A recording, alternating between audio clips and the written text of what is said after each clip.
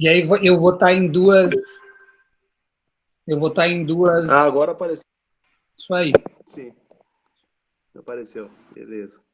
Bom, então vamos lá. Então, a aula de hoje é sobre diagnóstico e classificações endoscópicas das lesões colônicas. O objetivo dessa aula é a gente se preparar, entender bastante coisa a respeito das lesões colônicas, como nós vamos visualizar elas e como nós vamos classificar. Vamos falar sobre a classificação de Paris, sobre como classificar as LSTs, que são as lesões de crescimento lateral. Vamos, ao longo da aula, falar sobre tópicos sobre magnificação de imagem, cromoscopia digital e corantes, e um panorama sobre os objetivos, né, panoramas e objetivos das ressecções endoscópicas. Então, a primeira coisa que a gente vai falar na sequência é sobre a classificação de Paris, certo?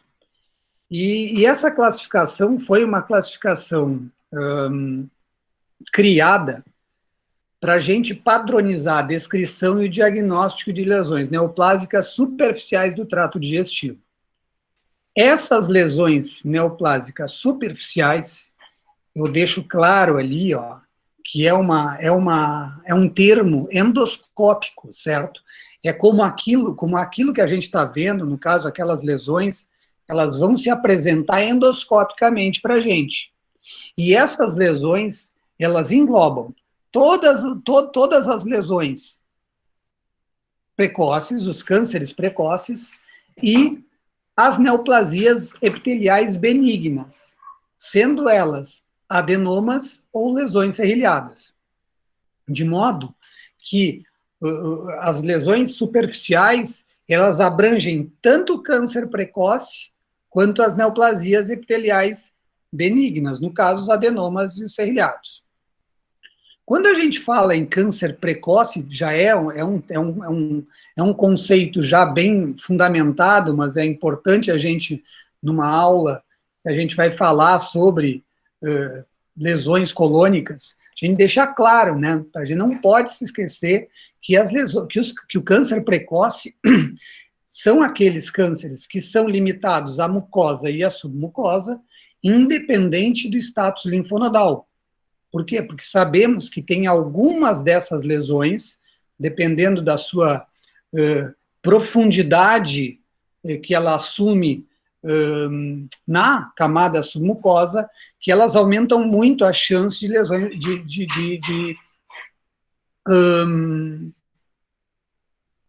aumenta muito a chance de metástase linfonodal. De modo que o câncer precoce, ele é um termo anatomopatológico. Eu coloquei esse slide aqui para a gente ver que é um tema de extrema importância. As lesões, o câncer coloretal, quando ele está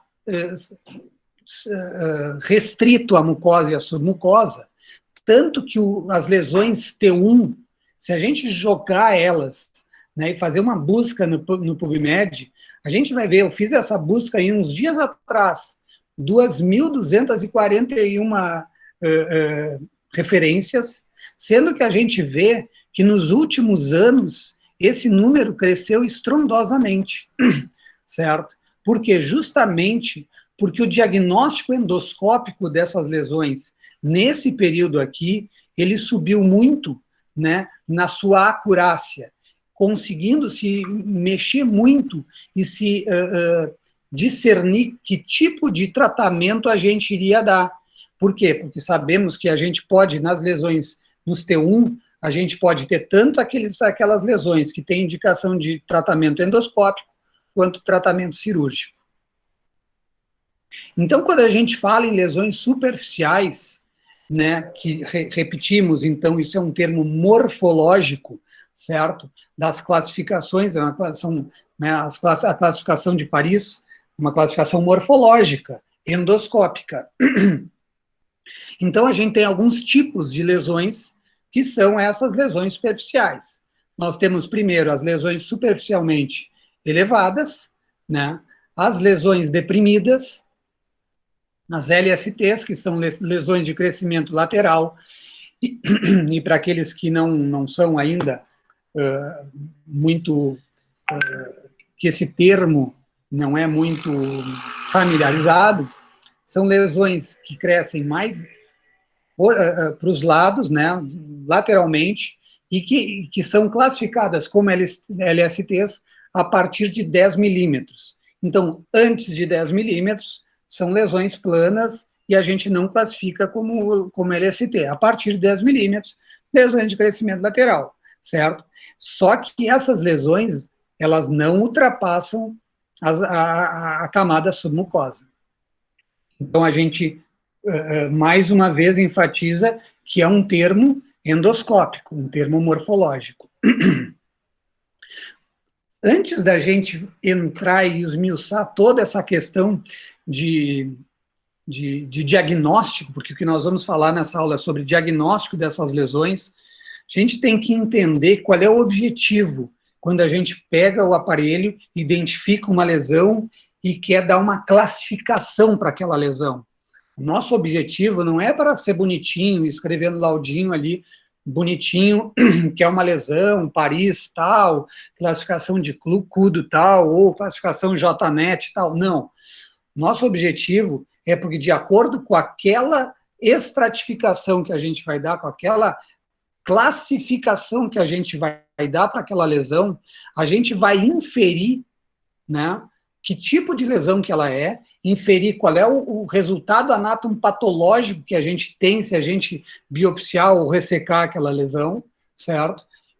Para quê? Porque visando sempre o tratamento. Então, esse é o objetivo, é a gente fazer um diagnóstico endoscópico adequado e proporcionar para quê? Para proporcionar o tratamento correto. Sabendo que o tratamento endoscópico, ele fica restrito às lesões que são os adenomas, as lesões serrilhadas e os adenocarcinomas superficiais. O tratamento cirúrgico, então, ele vai ser utilizado quando?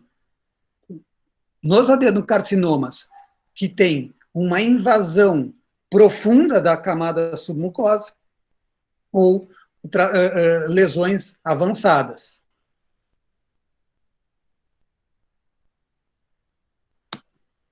E o importante, antes da gente passar, a gente completar esse slide é para dar um panorama adequado, certo?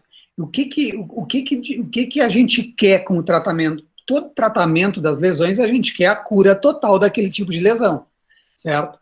De modo que o tratamento endoscópico dos adenocarcinomas, certo? Ele tem que preencher requisitos para, né, para que haja o estabelecimento da cura daquela lesão. Então, o tratamento endoscópico, ele só pode ser considerado curativo quando chegar lá a pecinha do anatomopatológico com alguns padrões, alguns critérios sendo bem preenchidos. Primeiro, e óbvio, é que a ressecção tenha margens laterais livres.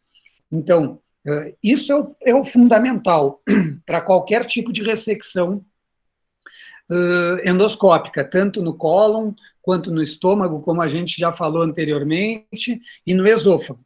Nós temos que ter margens laterais livres. E aí, no cólon, a gente tem mais 4 critérios que são fundamentais que eles estejam juntos, né? Quando esse adenocarcinoma, quando essa lesão maligna, ela invade, no máximo, 100 micrômeros da camada submucosa. E a gente vai falar mais adiante por quê, certo? Esse adenocarcinoma tem que ser um adenocarcinoma bem diferenciado e tem que ter 2 itens fundamentalmente presentes, né? A ausência de invasão angiovascular e os Buddings grau 1. O que são esses Buddings grau 1? Quando se analisa ali a peça da patologia, são brotamentos de adenocarcinoma que ocorrem na camada submucosa, certo? São ilhotas de adenocarcinoma, certo? Que não estão junto com a lesão principal. Então, se avaliam esses brotamentos, certo? Ao redor da lesão. Então, aí tem uma subdivisão, grau 1, 2 e 3, né? Mas só é considerado cura Buddings grau 1. Se a gente tem grau 2 ou grau 3, já não preenche critério de cura. Então, se faz uma mucosectomia ou uma própria ISD, certo? Esses critérios têm que estar juntos. Existe um artigo, certo, que um professor do Japão publicou, que ele avaliava apenas, né, ele excluía todos os outros critérios, então ele pegou todos os pacientes com adenocarcinoma bem diferenciado, ausência de invasão angivascular e Buddings grau 1, certo? E aí analisou, então todos eram esse tipo de lesão, e ele avaliou lesões que tivessem mais de 1000 micrômeros e foi nas peças cirúrgicas para ver o percentual de invasão linfonodal. E ele conclui no artigo dele, eu posso até botar ali na nossa plataforma depois, que até 1.800 micras, certo? Se preencher estes critérios aqui, esses outros 3 critérios, até 1.800 micras a gente poderia ter um baixo índice de invasão linfonodal, sugerindo, então, que pudesse ser ampliado esses critérios de cura para 1.800 micras. Mas, enfim, é o que todos os guidelines até hoje nos mostram. Então é importante perder um pouquinho de tempo aqui para a gente conseguir entender que existe todo esse objetivo, que é, no caso de um adenocarcinoma, a gente ter esses critérios aqui. E assim, já tive alguns pacientes que vieram, né, com adenocarcinoma em peça de mucosectomia, que eu não esperava, certo? Que não vieram esses critérios aí especificados, e eu fiz um pedido de revisão de lâmina, solicitando avaliação de profundidade, né, de invasão angivascular e classificação dos Buddings. Então, para conseguir dizer para o paciente se ele está curado ou se ele tem que ir para uma colectomia. Bom, aqui então começa toda a nossa aula das classificações, certo? A primeira que a gente vai falar é sobre a classificação de Paris, que o importante da gente saber é o seguinte: a classificação de Paris, ela foi criada, né? Foi desenhada toda ela, que a gente vai esmiuçar, mas ela foi colocada, ela foi incluída na classificação de Borman, que é uma classificação para lesões colônicas lesões do tubo digestivo. A classificação de Borman começou para estômago e depois se ampliou para todo o tubo digestivo, certo? Mas foi criada lá em 26 para lesões gástricas, foi ampliada. Aqui nós temos os 4 tipos, certo? Ainda existindo um tipo 5, que é um carcinoma avançado não classificado quanto à sua morfologia, certo? Mas aqui a gente tem a classificação das lesões vegetantes, né, tipo 1 de Borman, que isso daí nós estamos sabendo. Todas essas lesões aqui, lesões que invadem a muscular já, que já ultrapassam a submucosa, né? Então, isso só para revisar: lesão vegetante, lesão tipo 2, lesão ulcerada, tipo 3, úlcera infiltrativa, e a lesão tipo 4, uma lesão infiltrativa. As lesões que nós não conseguimos classificar entram na classificação tipo 5. E aí o que o pessoal fez? Bom, temos uma classificação que é para lesões avançadas. Vamos criar uma classificação para as lesões precoces, né? Lesões que não invadem a muscular, certo? E vamos designar ela como tipo 0. Por isso que sempre que a gente escreve lá a classificação de Paris, é a lesão tipo 0-1S, 0-2A, porque ela tem as suas subdivisões, mas elas são lesões tipo 0. E quando a gente vê que tem essa designação tipo 0, sabemos que são lesões superficiais, endoscopicamente falando. E aqui a gente tem elas bem explicadinhas. Lesões do tipo 0 englobam as lesões polipóides e as lesões não polipóides. As lesões polipóides são as lesões tipo 1, e as lesões não polipóides são as lesões tipo 2, certo? Nós temos um tipo 3 aqui, né, que são as lesões escavadas. Essas daqui são muito raras de ver, confesso que eu nunca presenciei, porque aí até tenho dúvida, né? Ela está nessa classificação como uma lesão que não é avançada, mas, enfim, pelo tipo de como classificar ela como tipo 3, vocês vão ver adiante, um pouquinho mais chatinho. Mas, fundamentalmente, então é assim que se desenha a classificação de Paris, certo? Aqui a gente tem, então, a classificação de Paris bem subdividida. As lesões tipo 1 estão aqui em cima. Então, 1P é para as lesões polipóides pediculadas, e as lesões tipo 1S são as lesões que são pólipos sésseis. As lesões tipo 2 aqui, que são as desse setor, elas são as lesões tipo 2A, são as lesões plano elevadas. As lesões tipo 2B, as lesões plano-planas ou bem planinhas, a gente vai ver também nas imagens, e as lesões tipo C, que são as lesões deprimidas. As lesões escavadas, a gente vai tentar explicar como se diferencia, mas são lesões que são deprimidas e são um pouquinho mais profundas. O importante é a gente conseguir determinar como é que a gente diferencia esses dois tipos aqui, como é que diferenciamos a 1S da 2A, e também como a gente diferencia, como é que a gente faz na hora do exame para diferenciar as lesões 2C das lesões tipo 3. E aqui está. As lesões polipóides pediculadas, não há dúvida, a gente vê um pedículo.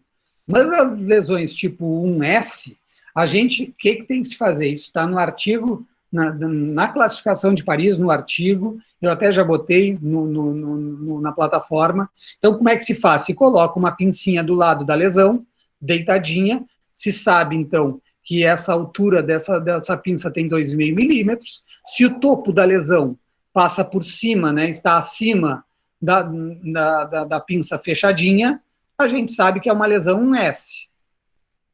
Se está abaixo, a gente sabe que é uma lesão 2A. Então, aqui estão exemplos de lesões tipo 1, neste caso aqui, lesão 1P, ainda como lesões polipóides, né? A gente vê o pedículo aqui, certo? Esse é uma lesão pediculada bem diferente, em que a gente imagina que esse pedículo todo aqui, geralmente, ele não é com aspecto viloso, né?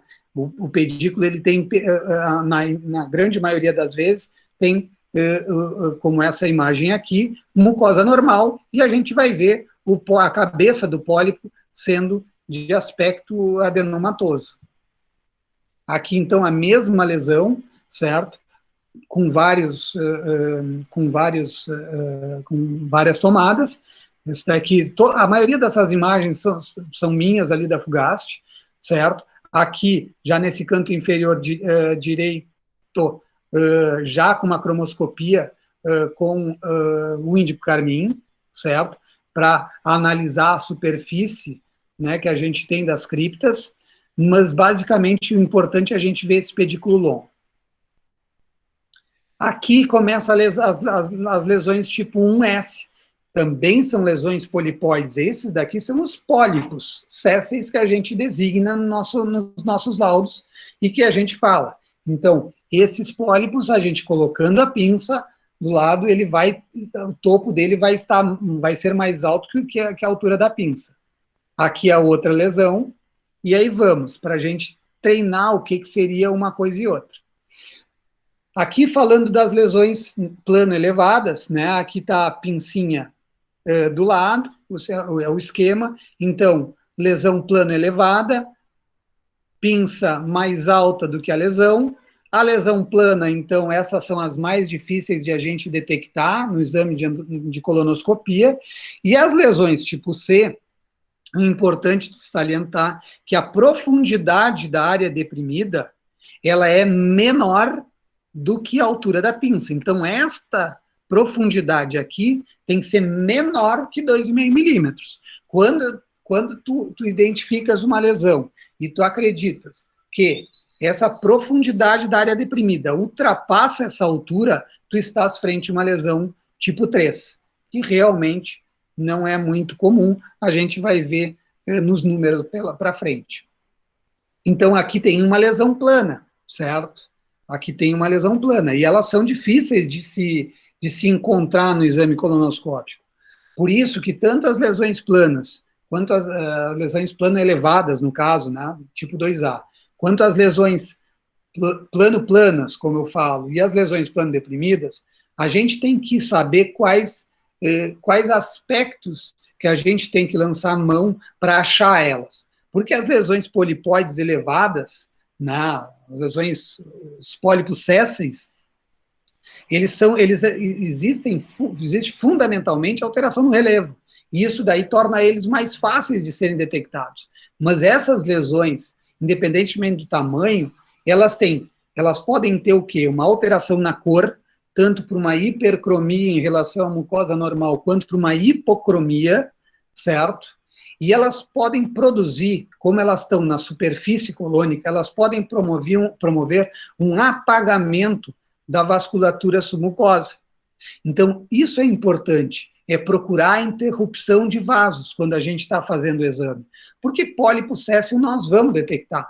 Agora, as lesões planas são mais difíceis. Então, o que a gente tem que buscar? Tem um exemplo mais para frente fantástico, né, nas imagens, que a gente tem que procurar apagamento de vaso, certo? Porque são as lesões difíceis de ser detectadas. Então, se nós fizermos um exame correndo, né, achando que a gente só vai querer pegar a lesão avançada e lesão muito elevada, a gente não vai, a gente vai passar por cima de muitas lesões serrilhadas, muita lesão deprimida, né, e essas pequenas lesões, né, e aí nós vamos ter um índice de câncer de intervalo muito maior nos nossos pacientes.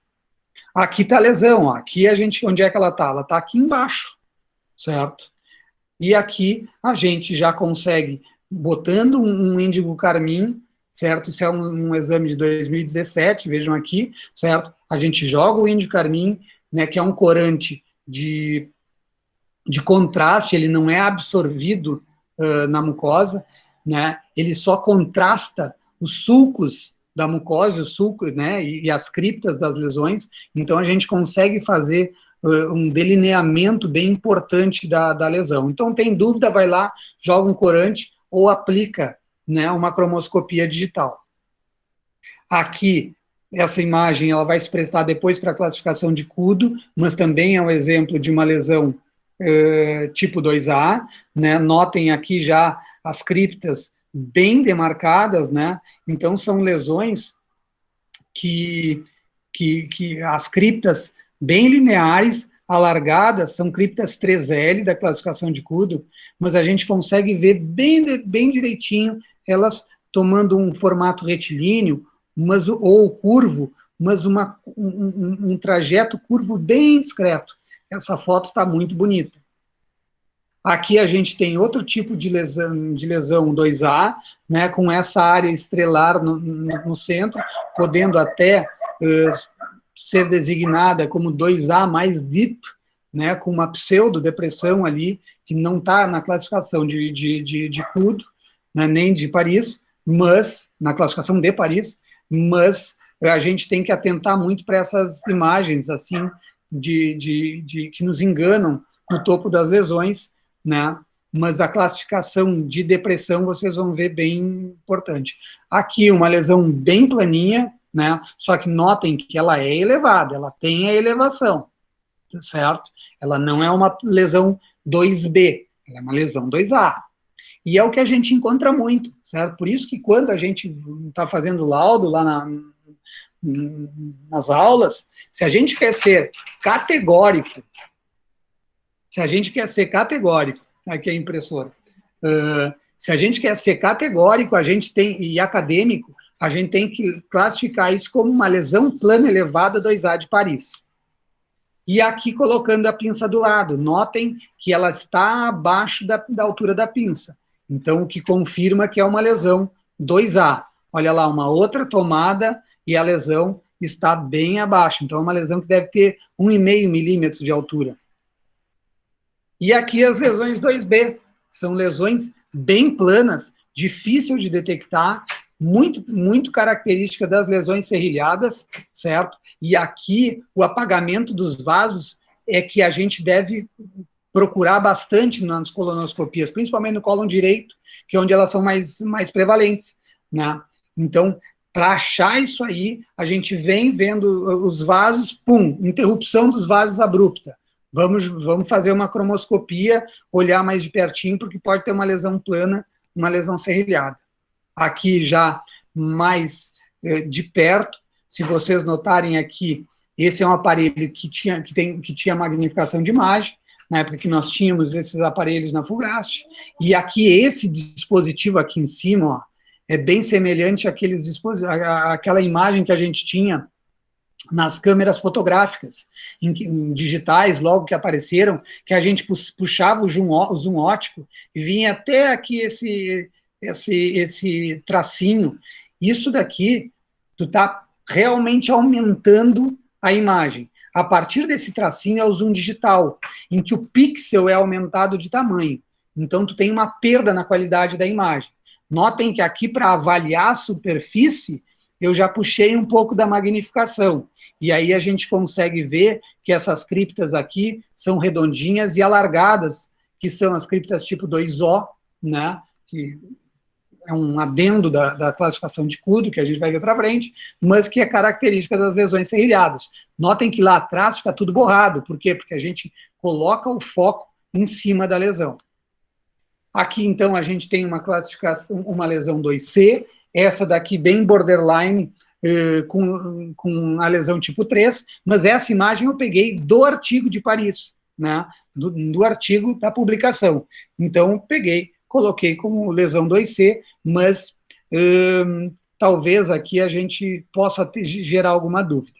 Aqui a clássica lesão 2C, certo? Em que a gente tem um acúmulo de corante no centro, os bordinhos elevados aqui. Aqui é importante a gente ver depois, certo? Que é bem clássico isso. Temos os bordinhos elevados, temos criptas tipo 2, que é uma hiperplasia reacional que ocorre no bordo da lesão 2C, certo? Vocês vão ver que as criptas aqui, elas são bem redondinhas, caracterizando as lesões hiperplásicas, e é o que caracteriza, né, esse tipo de lesão tipo 2C. Aqui já uma imagem, notem que a diferença de imagem aqui. Aqui a gente tem um aparelho HD, certo? A gente tem magnificação de imagem, mas aqui nessa imagem seguinte a gente já tem uma geração mais adiantada de aparelhagem. É a mesma marca do aparelho, é da mesma marca, mas aqui é uma evolução já da imagem. Então, a gente já tem um outro tipo de qualidade de imagem. E aqui a gente consegue visualizar bem direitinho, ó, criptas redondinhas no bordo da lesão e criptas apagadas no centro, que a gente vai ver adiante, que aqui são as criptas tipo 3S, característica fundamental das lesões 2C, mas a gente não consegue visualizar sem aqui em cima a gente puxar a magnificação de imagem. Aqui a gente notem que a magnificação já entrou, olha aqui, ó, aqui não tem nada de magnificação puxada aqui na seta, certo? Estamos com luz branca, sem magnificação. Aqui já é uma imagem que já se puxou bastante a magnificação, a gente vê os bordos das lesões, né? Claro, com a cromoscopia, com índico-carmim, uma foto linda, mas que nós vemos as criptas bem redondinhas do tipo 2, a hiperplasia reacional, e aqui a gente começa a enxergar as criptas 3S no centro da lesão. E aqui, quase no total da magnificação, olhem aqui em cima, certo? E já conseguindo ver bem direitinho as criptas tipo 3S. Então, pessoal, cripta 3S está na área deprimida das lesões. Dificilmente, a gente vai ver nos números das tabelas, mas dificilmente a gente vai identificar cripta tipo 3S de CUDO, certo? Em outras áreas de lesões polipóides, lesões tipo 2A, ela é uma cripta quase que exclusiva das lesões deprimidas. Aqui são algumas imagens para caracterizar as variantes, né, mistas da classificação de Paris. Isso daí vocês podem ver, né, olhando a classificação de Paris, lendo ali, que a gente tem variantes mistas, tipo essa lesão, e sempre a gente vai ter que designar a área mais predominante da lesão, como sempre designar ela antes no seu nome. Lesão tipo 0, 2C mais 2A. Por quê? Porque a área deprimida é mais extensa que a área elevada. E aí a gente tem todas as outras subdivisões, né, das lesões mistas, digamos assim. Aqui outra variante, né, eu particularmente nunca vi uma lesão com componente deprimido e uma lesão polipóide, um S no centro, e vou dizer para vocês, nem 2A no centro, nunca vi, certo? Aqui uma imagem de cima, como se apresentaria, né, mas de fato, para mim, só estou relatando para vocês saberem que existe, eu não presenciei isso nos meus exames, certo? Aqui ainda outras variantes, só que já englobando as lesões deprimidas e escavadas. Notem aqui que todas elas, né, essa linha aqui bem fininha no centro é a muscular da mucosa, certo? Mas vejam que todas as lesões, elas estão confinadas restritamente à mucosa e submucosa. Eles deixam claro que aqui seria o começo da muscular, que essas lesões elas não tocam na muscular, que aí a gente já teria um carcinoma avançado. Vamos lá, quanto ao estadiamento dessas lesões, é importante a gente saber que no trato digestivo, e a gente vai falar muito sobre isso, e na verdade essa aula a gente poderia ficar 3 horas falando sobre esse assunto, né? Ou dividir esse assunto em vários segmentos nessa aula. Mas a gente tem um corte limítrofe, certo? Para as lesões que são tratadas de forma curativa, para as ressecções endoscópicas, que são as lesões que vão no máximo até SM1, certo? E a gente teria, então, esse ponto de corte para SM2 e SM3, certo? Como é que se faz isso? Isso é fácil de se fazer em peças cirúrgicas. Por quê? Porque aí nós temos camada mucosa, né? O patologista consegue visualizar a camada muscular da mucosa e consegue, tendo como referência a muscular, tendo como referência a camada muscular própria, ele consegue dividir em 3/3 a camada submucosa, e dividindo em 3/3, a gente consegue saber do primeiro terço, que é onde tem menos vasos linfáticos, e que então promove uma menor chance da gente ter metástase linfonodal. Isso daqui funciona para todo o tubo digestivo, certo? Quando a gente tem uma ressecção endoscópica, né, seja por ISD, seja por mucosectomia, nós não temos a referência da muscular própria, porque aí tu vai lá e perfura o cólon do paciente. Então, geralmente, as lesões são retiradas, né, até um segmento de SM2, SM3, certo? Mas a gente não tem o ponto de referência, por isso que não se designa como SM1, 2 ou 3. A gente tem que ter a designação dos micrômeros, certo? E que aqui a gente visualiza bem, eu fiz questão de botar esôfago distal e estômago aqui na esquerda e cólon e reto aqui na direita. Por quê? Porque o SM1, como a gente já falou anteriormente nas aulas, o SM1, no esôfago distal e no estômago, ele tem 500 micrômeros. E no cólon, ele tem 1000 micrômeros. É diferente. Por isso que tem que se pedir essa medida das lesões no anátomo patológico.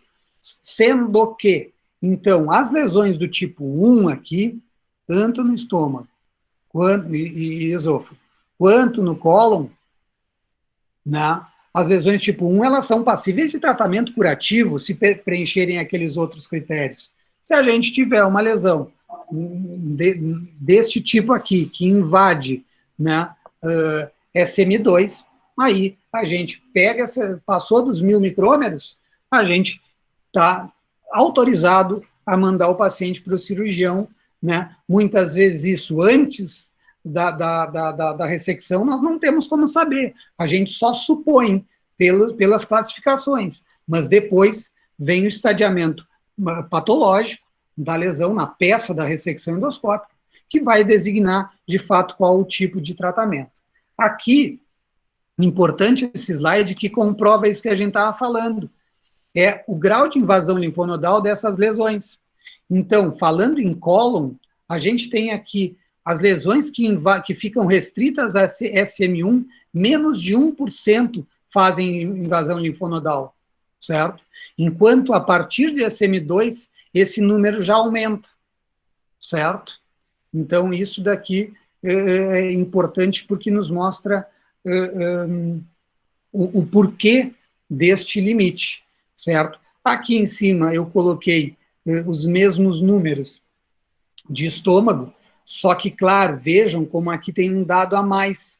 Eles já incluem nessa tabela, no artigo lá da classificação de Paris, certo? Com relação ao estômago, o tamanho da lesão.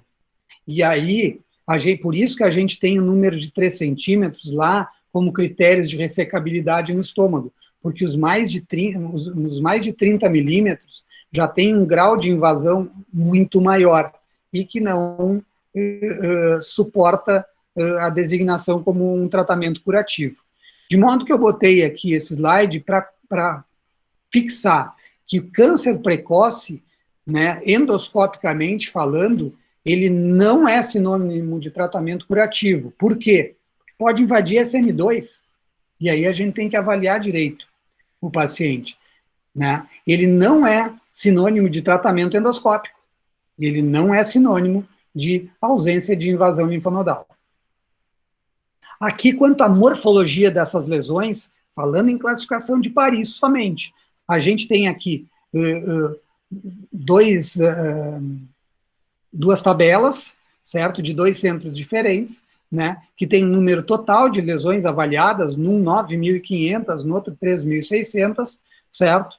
E aqui a gente tem, só para vocês verem, lesões tipo 1, né, nessa tabela da esquerda, 57%. Lesões tipo 2A e 2B, né, 39%. E as lesões tipo C, tipo 2C, isso que eu acho bem importante. Olha lá, elas caem estrondosamente.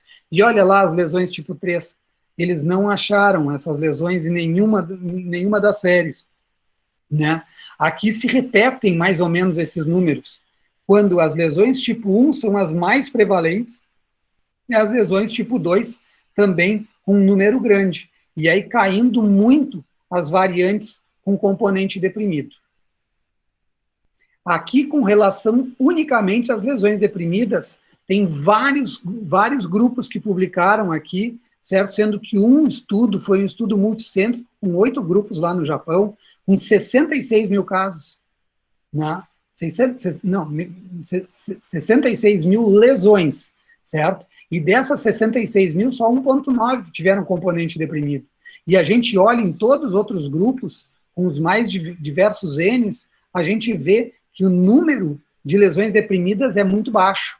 Claro, em alguns grupos, alguns estudos, um maior número, uma discreta, maior prevalência, e aí por isso que a gente tem que dar muita importância por buscar essas lesões, porque elas são difíceis de serem detectadas, e a gente só vai detectar elas fazendo um exame devagar, né? Indo lá naquilo que o Mauro falou, que o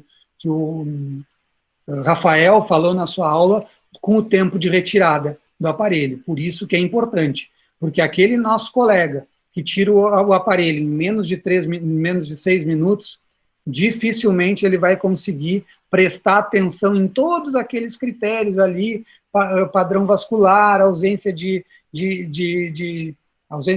interrupção dos vasos, né, hipocromia, hipercromia, uma área mais vermelhinha, uma área mais clarinha. O cara que tira rápido o aparelho não vai detectar.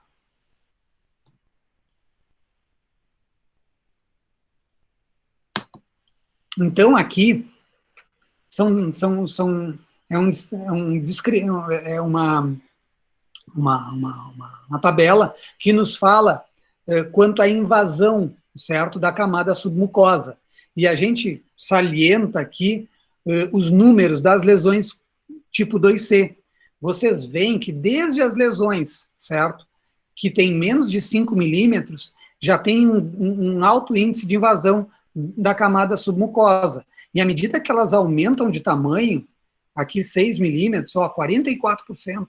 E esse percentual vai aumentando das lesões malignas, que invadem, que são deprimidas, certo? Com relação ao seu tamanho, do seu diâmetro.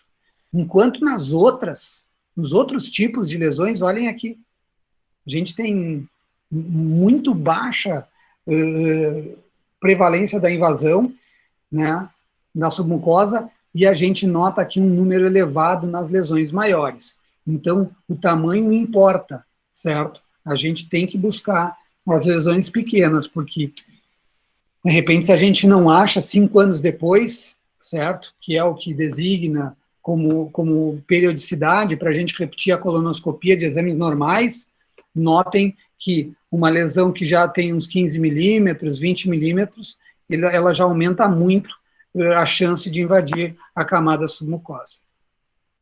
Aqui também, mais ou menos, fala na mesma coisa, a gente vê as lesões tipo 2C com um aumento progressivo, certo?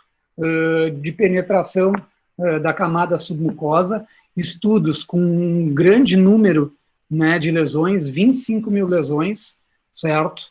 Então, isso para destacar, né, esse outro estudo com 12 mil lesões, a gente também vê a mesma coisa, né? Um número progressivo, certo?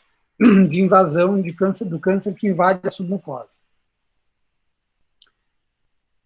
Quanto ao protocolo de Kyoto, certo?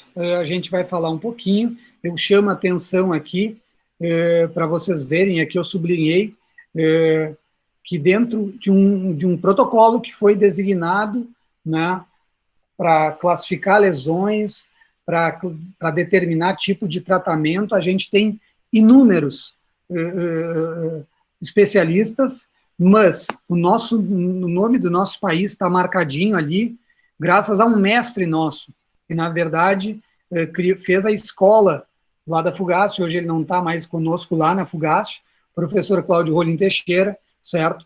Que foi muito, a gente deve a ele, todas as coisas boas que a gente faz, ele que deu início, e há alguns anos ele já não está ali conosco, certo? Mas ele tem uma escola bem importante na colonoscopia mundial. Aqui, então, o protocolo de Kyoto nos mostra que a lesão maligna, ela tem 4 vias, certo? Ela pode crescer para uma lesão polipoide, que a gente viu, que são as lesões tipo 1 de Paris. Ela pode crescer na via de uma lesão plana, ela pode crescer na via de uma lesão deprimida, mas ela pode crescer lateralmente também, como a gente tinha falado lá, e ser uma lesão de crescimento lateral. São as LSTs. Elas têm basicamente 2 grupos. São as lesões granulares, que são as LST granulares, e as LST não granulares, certo? As granulares, a gente subdivide elas como granulares homogêneas, certo? E como as granulares mistas, que a gente tem um componente, um S no meio, certo? Que a gente, no meio das lesões, né, da lesão que é composta basicamente por lesão 2A, na granular, a granular mista, a gente tem um componente mais polipóide, céssio, né, mais elevado. Isso a gente vai ver a seguir. Temos as não granulares, temos as lesões granulares planas, certo? E temos as granulares pseudodeprimidas.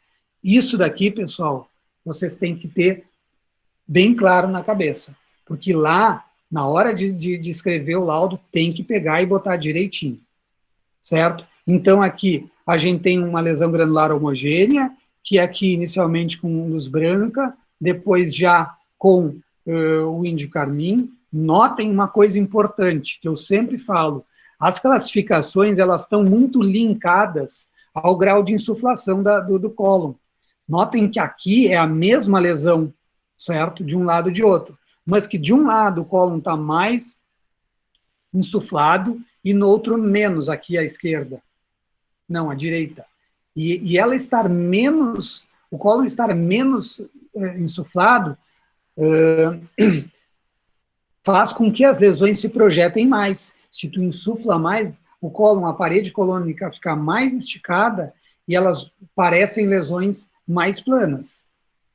Então, aqui, a lesão, isso daqui foi uma lesão que foi feita, a mucosectomia num dos cursos de mucosectomia da Fugast, né, foi feita toda por um aluno. Aqui a gente tem mais um exemplo de uma granular homogênea, certo? Notem que a gente não tem nenhum ponto mais exuberante, e aí a gente tem uma granular mista, certo? Aqui, sem cromoscopia nem digital, nem cromoscopia com corante, e aqui do lado a gente já vê a cromoscopia, já consegue ver a superfície críptica mais bem visualizada aqui, então pronta para se fazer uma avaliação quanto à classificação de CUDO, que nós vamos ver na sequência. Aqui a gente também vê... pessoal, deixa eu conectar o carregador aqui.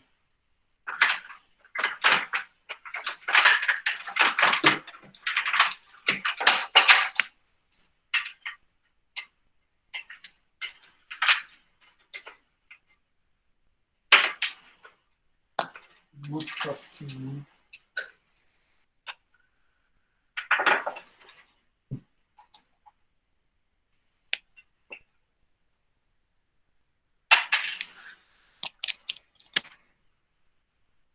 Foi. Aqui também a gente vê uma lesão com subtipo granular misto, a gente vê essa área nodular aqui mais para cima, e eu enfatizo que aqui na hora da ressecção é onde a gente tem que fazer a primeira alçada se for retirada por mucosectomia, porque a área que vocês vão ver ali nos números, nas tabelas, que são as lesões que têm uma boa chance de ter, apesar de ter o aspecto todo benigno, adenomatoso, certo? Pode ter alguma área de neoplasia, maligna. Aqui foi uma das imagens das situações que eu falei para vocês. Aqui tem uma LST, certo? E essa é uma imagem minha, ou seja, eu tenho que levantar esse troféu porque eu achei essa lesão, certo? Mas se a gente passa rápido aí, a gente não vê. E tem uma situação mais difícil ainda de se detectar nessa lesão, que ela está em cima do fígado. Ela está aqui, ó. Então, notem que os vasos, eles interrompem. Eles vêm aqui, tudo, pum, interrompeu. Vem aqui, até os pequenininhos interrompem. Ó, até os pequenininhos vêm lá de cima interrompendo. Olha aqui a lesão, certo? E notem aqui também que nessa época eu usava muito o índio carmim e o muco que tem em cima dessas lesões serrilhadas impedem um pouco a boa avaliação com o índio carmim. Então, nessas lesões, pelo papel mucolítico do ácido acético, é muito bom fazer a cromoscopia com ácido acético nessas lesões. Aqui tem outra, escondida, né? É uma área bem delicada a gente avaliar a válvula ileocecal, certo? Outra lesão minha, que eu não sei, depois que eu fiz esse exame, lá em 2016, depois desse exame, eu comecei a olhar a válvula de forma diferente. Eu sempre dou uma olhadinha e me lembro dessa lesão, porque olhem só, né, aqui, claro, já está aproximada, mas, ó, mesmo exame, ó, 23/3/2016, certo? Olha aqui, ó, ela bem delimitada, bem plana, certo? Sobre a válvula. Então, a gente tem o seguinte, essa imagem a gente vê aqui, que a gente tem aqui, ó, uma imagem semelhante a um lipoma. O padrão vascular, ele se interrompe aqui por causa da implantação do íleo, porque aqui nós estamos com a válvula ileocecal, certo? Então, quando ocorre a implantação do íleo aqui, ele dá essa imagem aqui, né, amarelada, né, semelhante a um lipoma, né? Mas a gente sabe que ali a implantação do íleo, mas notem que aqui a lesão não está aqui embaixo. Isso daqui é a implantação do íleo, a lesão está aqui em cima, ó. Ela está aqui, ó. Notem que aqui o que a gente consegue enxergar pela alteração da cor, entende? Porque a gente tem apagamento da vasculatura subepitelial em toda a implantação da válvula.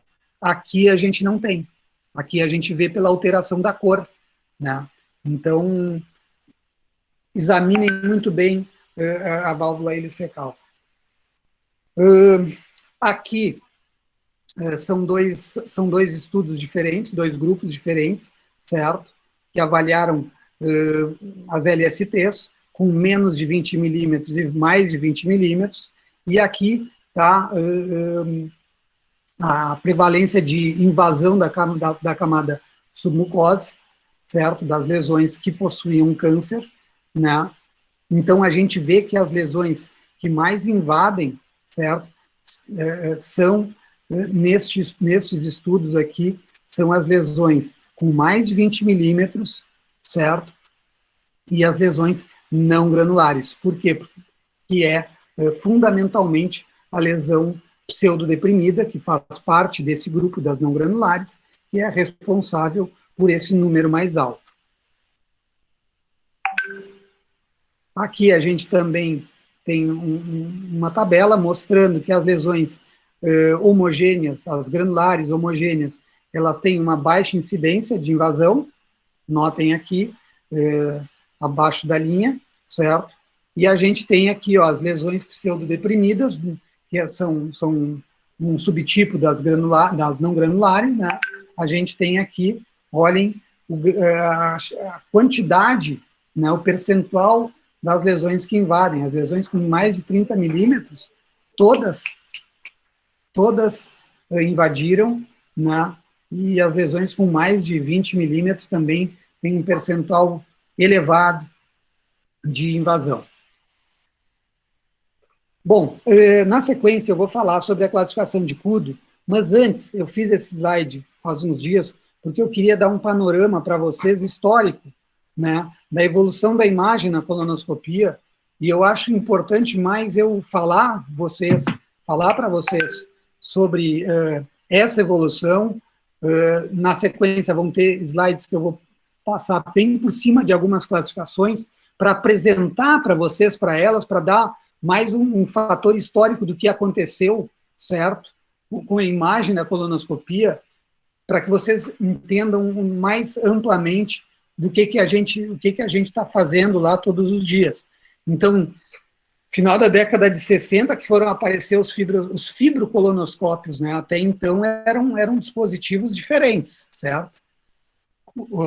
O videocolonoscópio, ele apareceu no início da década de 80, certo? Então, até 80, faziam no fibro, faziam com o olhinho ali pela fibra óptica, certo? No início da década de 90, é que começaram a aparecer as processadoras gerando uma imagem com alta definição. E aí também começou a aparecer a magnificação de imagem, que vem a ser o que eu falei anteriormente. É um sistema de lentes na ponta do aparelho, do tubo, que tu faz, então, uma aproximação da lesão. Não é zoom digital. Zoom digital, a gente não está magnificando a lesão. certo? A gente apenas está aumentando ela de tamanho, e isso daí não, ela aumenta o pixel é pequenininho, ele só dilata, não promove uma boa imagem para avaliação. Então, no início da década de 90, deu um salto muito grande em termos de imagem nessa linha do tempo.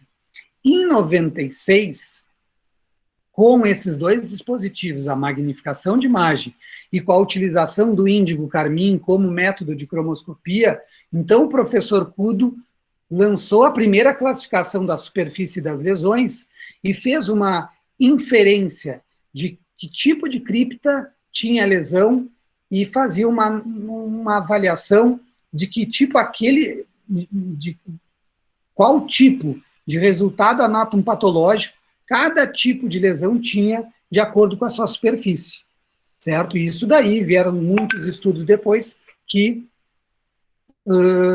avalizaram essa classificação. Em 99, apareceu a cromoscopia digital, que antes a cromoscopia só era feita com corantes. E aí, em 99, aparece a cromoscopia digital no sistema da Olympus, através do NBI, no sistema da Fujinon, através do FAISS, que é um dispositivo eletrônico que muda o comprimento de onda da luz que é emitida pelo aparelho, certo? E que, mudando a cor dessa luz e fazendo com que ela penetre mais profundo, que ela reflita na mucosa um pouco mais profundamente. A luz branca chega, toca na mucosa e reflete. Essa cromoscopia digital faz com que o raio de luz penetre um pouco e reflita um pouquinho mais abaixo na camada da parede colônica, geralmente mucosa e submucosa. Em 2009, que apareceram as primeiras classificações levando em consideração esses sistemas de cromoscopia digital. E a gente tem, então, o NICE, que é a classificação do NBI, da Olympus, e a classificação ali do Cláudio Rolim Teixeira, que foi um marco na colonoscopia mundial, por isso que a gente tem que reverenciar muito esse mestre, porque ele utilizou o sistema FAISS e fez uma classificação que é citada em todas as aulas de lesões, até e continua sendo válida. Mas, claro, usando o FAISS. E aí, em 2014, veio a classificação JNet, que a gente vai dar uma pinceladinha em cima agora, nos próximos slides. 2015, a gente aparece, então, um aparelho da Fujinon, que a luz não é mais uma luz usual, é uma luz fornecida a laser, que é o BLI. E isso daqui é um marco muito grande na imagem da colonoscopia, porque proporciona imagens realmente muito diferentes. E a partir daqui, no meu ver, a Fujinon deu um salto em relação ao Olympus quanto a imagem que ela fornece, certo?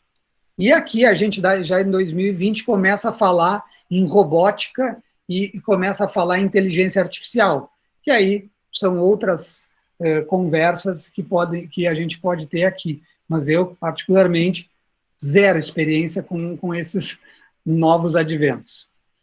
Aqui eu botei esse artigo, até eu posso botar depois na plataforma, que esse artigo, ele fala sobre todas as classificações relacionadas ao NBI, certo? Então, para botar para vocês aqui, que a gente consegue, lendo, é bem interessante esse artigo, porque tu consegue ter um panorama de cada classificação. Aqui a primeira classificação, certo? Foi a classificação de Sano, em 2006, certo? Uma classificação baseada, então, no NBI da Olympus, só que também relacionado com magnificação de imagem. Então, para tu classificar essas lesões, tu tinhas que ter magnificação de imagem, certo? E aqui, basicamente, em cima do padrão vascular.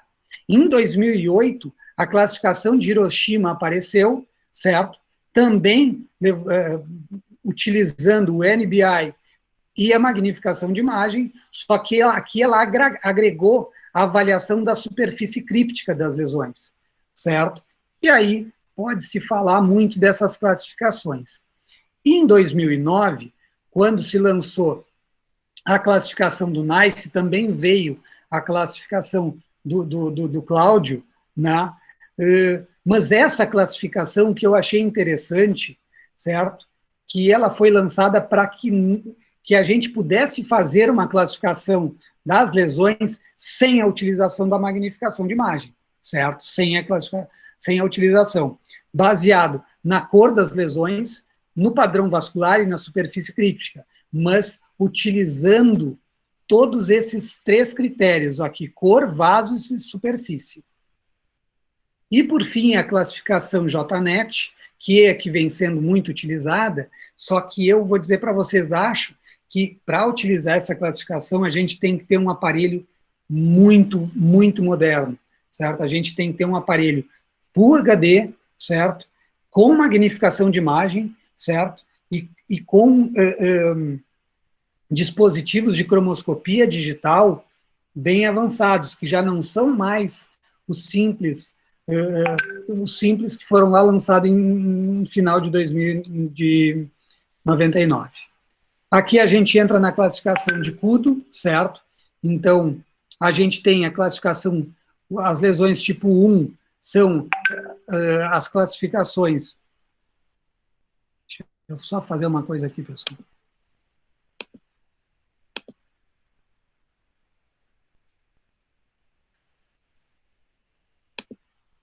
A gente tem, então, aqui as lesões tipo 1, que tem, a gente vai ver nas imagens, as criptas redondinhas e bem pequenininhas. As criptas tipo 2 são estrelares, mas a gente vê como lesões, como criptas redondinhas, tá? As criptas tipo 3S, elas também são redondinhas, como vocês estão vendo aqui, mas são muito menores. São criptas característica da região deprimida, das lesões deprimidas, da parte deprimida, e aqui é importante saber, só se vê isso daqui com magnificação de imagem.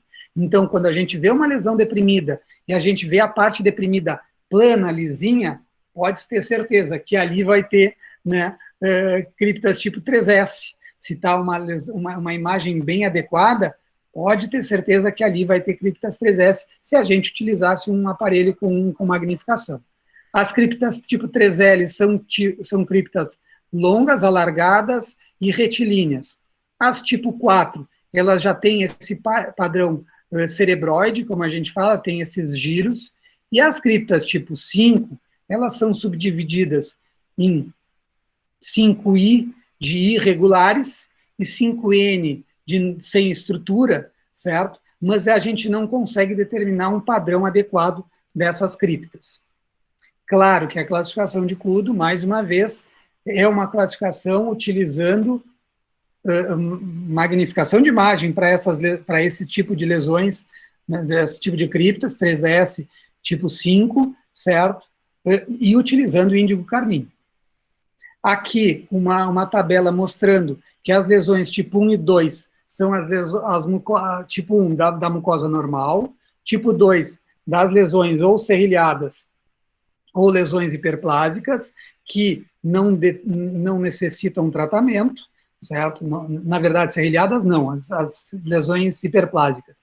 E as lesões tipo 3L, 3S, tipo 4, então, são relacionadas ou a neoplasia ou adenomas, né? E aqui o tratamento endoscópico tem uma chance curativa bem adequada, e aqui as lesões tipo 5I, que ainda dá chance para a gente fazer um tratamento endoscópico, por se tratar de lesões que a chance de invasão profunda da submucosa ainda não é grande, e a 5N, que aí tu já não consegue mais detectar a superfície críptica na superfície das lesões, então uma lesão que vai que a gente tem que indicar para cirurgia. Então aqui as imagens, notem aqui, ó, as criptas tipo 1 é isso daqui, ó, aqui não tem lesão aqui embaixo, e são esses pontinhos, certo?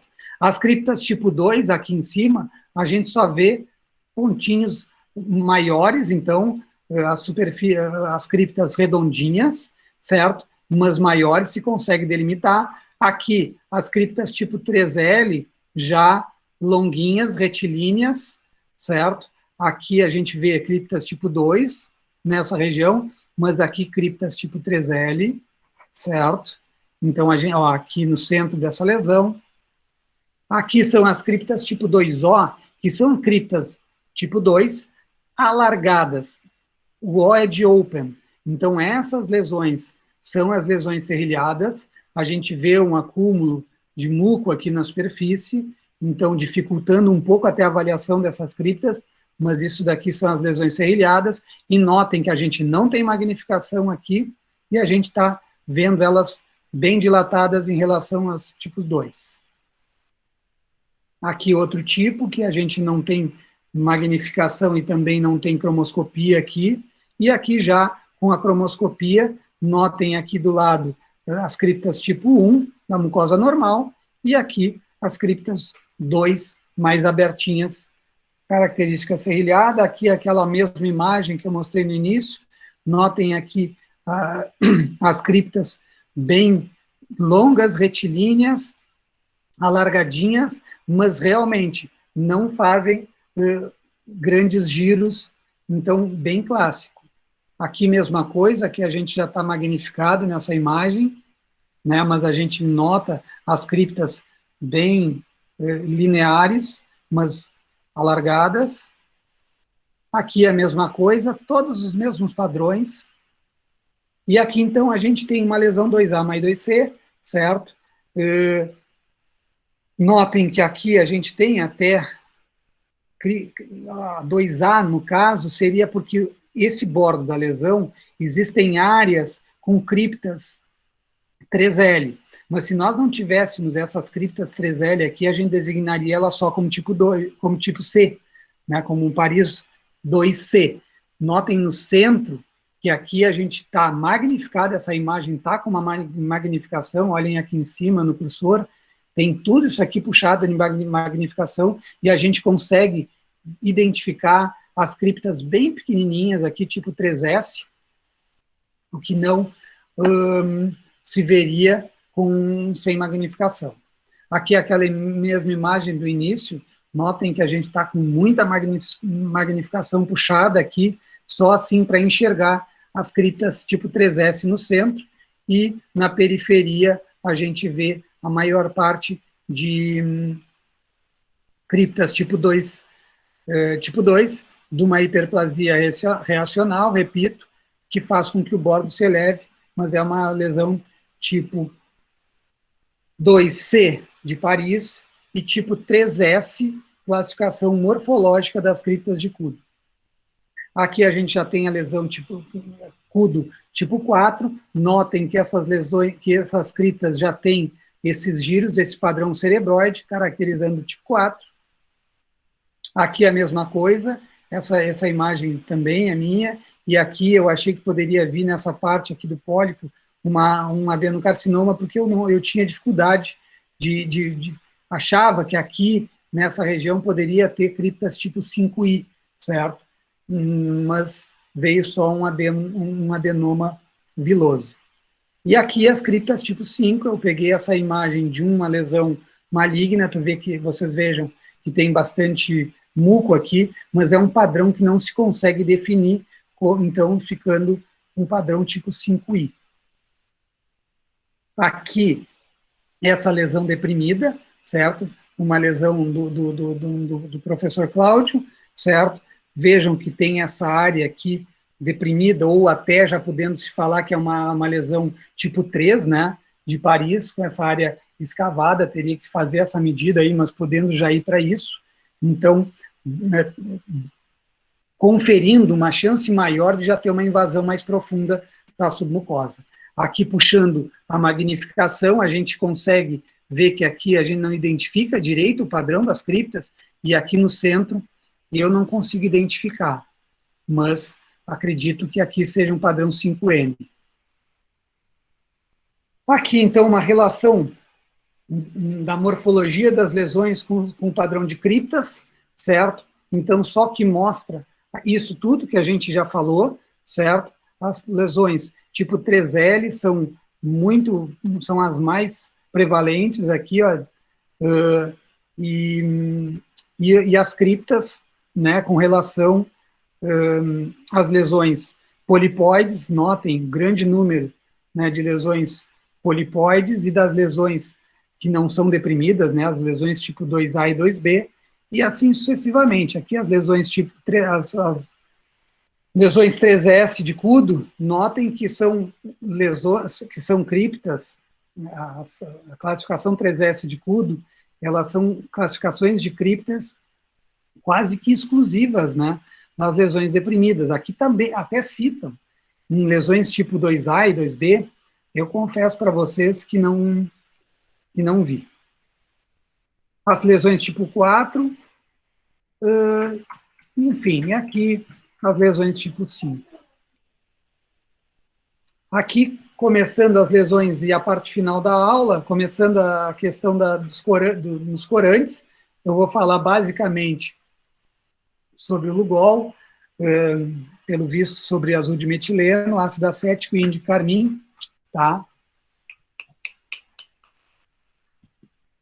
Então, começamos aqui, apesar do Lugol a gente não usar no cólon, aproveito para falar alguma coisa. Então, ele é usado na concentração de 2 e 3%, é um corante de absorção, certo? Ele faz uma reação com o glicogênio do epitélio escamoso do esôfago, certo? Então, as áreas que não coram com ele, quando utilizado no esôfago, podem ser relacionadas, então, a um carcinoma, não, epidermoide ou displasia severa, certo? Quando é utilizado no esôfago de Barrett, também as áreas do esôfago de Barrett não vão corar. Eu, particularmente, não utilizo, né? Eu utilizo ácido acético, e também não vejo relato de experts falando que usam Lugol para avaliação do Barrett. Em erosões pépticas, ectopias gástricas e acentuado processo inflamatório. Mas acho que isso não é importante. Eu acho que importante realmente é na avaliação dos carcinomas epidermoides, terço médio e esôfago, certo? Existem as complicações que podem ocorrer, dor torácica, tosse, espasmos e alergias, e aqui a técnica, a gente faz a instilação de 20 ml de Lugol, certo? De distal para proximal, insufla e aspira o esôfago 2, 3 vezes, para que o líquido entre em contato com todas as paredes do esôfago, retira o excesso com água, e é descrito aqui, eu não utilizo, né, o hipossulfito de sódio para neutralizar o efeito. Na verdade, não vi, nunca ninguém me relatou que usasse, mas está descrito. Então, aqui são imagens nossas mesmo, lá da Fugast, certo? Então, aqui a gente tem como o Lugol realça a imagem. Isso daqui são lesões 2B de carcinoma epidermoide, 2B de Paris. Notem que são lesões planas, não tem alteração de relevo, e é difícil de achar. Notem que em luz branca, olha aqui o aspecto que tem. Então, isso é uma mensagem, tirem devagar o aparelho. Aqui é mesmo meus pacientes, várias tomadas. Esse daqui foi um paciente, foi encaminhado para mim de um colega lá de Pelotas, e com vistas à mucosectomia, né? Tinha dado um carcinoma epidermoide, a gente lá, só que lá não tinha sido feita a avaliação mais detalhada, com magnificação de imagem, enfim, e aqui se avaliando, a gente consegue ver, então, uma lesão que não é pequena, ela tem várias, é uma lesão bem irregular, certo? Com essa área aqui mais central, sugerindo já uma invasão mais profunda da lesão. Eu pedi uma ecoendoscopia que, de fato, comprovou, né, uma invasão da camada muscular já. Então, aqui são várias, uma outra imagem, mas notem como fica bonita a imagem, a gente consegue fazer uma avaliação até para biopsiar adequadamente a lesão. Sugiro sempre fazer biópsias bem superficiais, para que, se caso, né, se opte por fazer alguma ressecção endoscópica, essa cicatriz dessa biópsia não pregue a lesão na camada muscular e dificulte o procedimento de ressecção. Quanto ao ácido acético, então, ele se usa na concentração de 1,5%, só que assim, a gente utiliza muito o vinagre. Então, pega lá o vinagre, pode instilar direto e ele dá uma imagem muito boa, certo? É um corante de absorção, certo? Na verdade, um corante de contraste, certo? E faz a degeneração reversível das glicoproteínas que recobrem o epitélio colunar. Aplicabilidade, então, no esôfago de Barrett e nas lesões colônicas, eu utilizo nos dois, certo? E, enfim, aqui tem uma técnica descrita de instilação de 20 ml de ácido acético, lavagem local, eu particularmente não lavo depois, não faço essa técnica, eu só instilo, certo? Chamo atenção para as lesões malignas que estão juntas no esôfago de Barrett, quando tem uma perda da cromoscopia muito rápida do ácido acético de uma região, desconfia daquela área, certo? Vai estar toda a região do Barrett corado, certo? E vai ter uma área que perde esse padrão da cromoscopia rápida, suspeita dessa área. Então, aqui estão imagens, eu botei isso, eu acho que são imagens do cólon. Então, aqui, 2 lesões, certo? Que vocês veem aqui bem recente essa imagem, 30/6, certo? E aí, instilando o ácido acético, a gente consegue visualizar bem as criptas, né? Olhem aqui a gente não tem magnificação de imagem, nenhuma das imagens, e a gente vê que a gente instila o ácido acético e tu consegue ver bem o padrão das criptas. Aqui a mesma coisa, certo? Exame feito recente também, e notem a diferença, certo? Das lesões, né? da imagem com e sem ácido acético. Tu consegue delimitar melhor ela e ver a superfície críptica. Quanto ao índigo carmim, é usado nessas concentrações de 0,1 a 0,5, é um corante de contraste também, com aplicabilidade na avaliação do carcinoma precoce, das lesões epiteliais e até na doença celíaca. Confesso para vocês que não utilizo na avaliação do duodeno.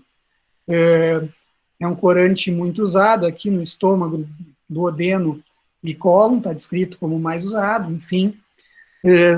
Tem efeitos adversos raros, e a técnica é simples, é só instilar a lesão sobre a lesão, e depois, se tu lavar, aquele corante ele é rapidamente perdido. Aqui está uma imagem dessa lesão bem delimitada aqui, e se a gente instila o índigo carmim, a gente consegue ver bem a superfície das criptas. Então, conseguimos fazer uma boa avaliação com vistas a um tratamento. Aqui tem essa área central, né, que a gente nota uma perda no padrão das criptas aqui no centro.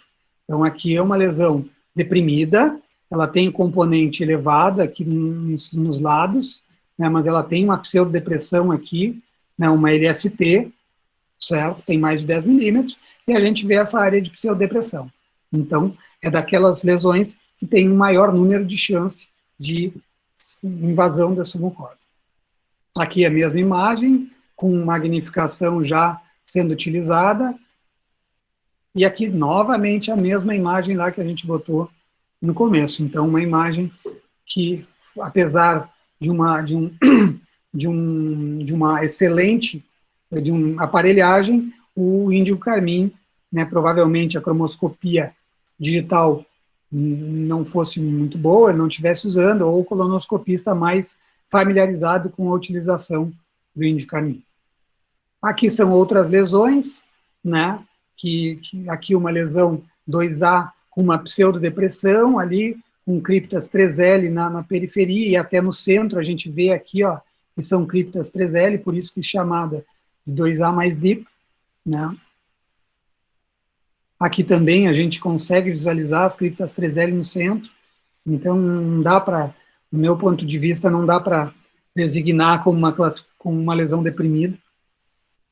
Já diferente aqui, que a gente não vê, a gente só vê, tem magnificação puxada aqui, mas a gente não vê, a gente só vê criptas tipo 3S. Mesma coisa aqui, magnificação puxada, criptas tipo 2 na periferia, certo? Hiperplasia reacional, e no centro, criptas tipo 3S.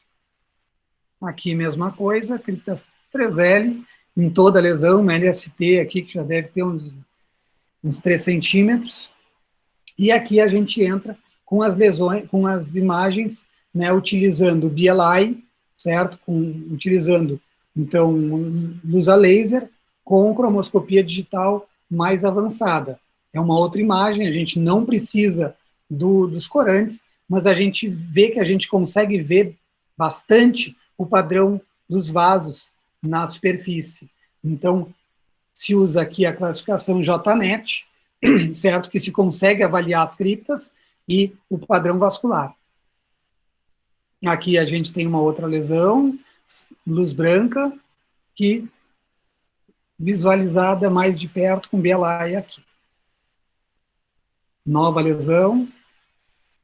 Quando colocado o BLI Bright, né, a gente consegue ver bem o padrão dos vasos ao redor das criptas. Enfim, aí é toda uma classificação que tem que se estudar.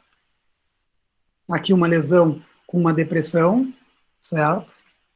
E aqui com a magnificação, uma lesão do rolim, lá da Fugast, mas a gente vê aquela área deprimida, essa área aqui, quando avaliada, a gente vê as criptas tipo 2 aqui, e até áreas com ausência de criptas. Aqui é a mesma lesão que eu já mostrei, certo? Com aquela área escavada ou deprimida, enfim, né? Mas com um padrão tipo 5i ali no centro, podendo até a gente, em alguns locais, não ver padrão de cripta. Aqui é essa lesão com índico carmim. E aqui é a mesma coisa. Bom, pessoal, aqui é a imagem final da aula, só para a gente ver que se a gente faz um exame, né, com um aparelho adequado, bom, se consegue ver bastante, a gente consegue ver que tem uma família linda aqui parado na beira de uma praia, certo? Mas a gente, com aparelhos, com imagens mais restritas e não tão avançadas, a gente consegue ver muita coisa, mas detalhes a gente não consegue ver. A gente não consegue ver os detalhes das lesões, certo? Então, isso é uma coisa que é uma mensagem que a gente tem que buscar sempre ter uma melhor qualidade nos aparelhos.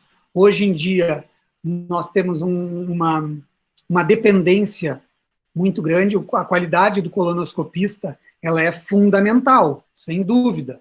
E isso é o primeiro passo para uma boa colonoscopia, a qualidade do endoscopista, certo? Do colonoscopista.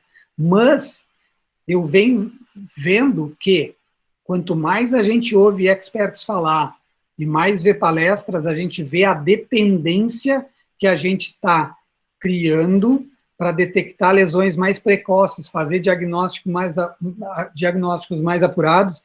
Estamos criando uma dependência muito grande, né, de uma imagem moderna, de uma tecnologia cada vez mais avançada nos aparelhos de colonoscopia. Certo? Valeu, pessoal, obrigado. Eu sei que foi demorado, né, mas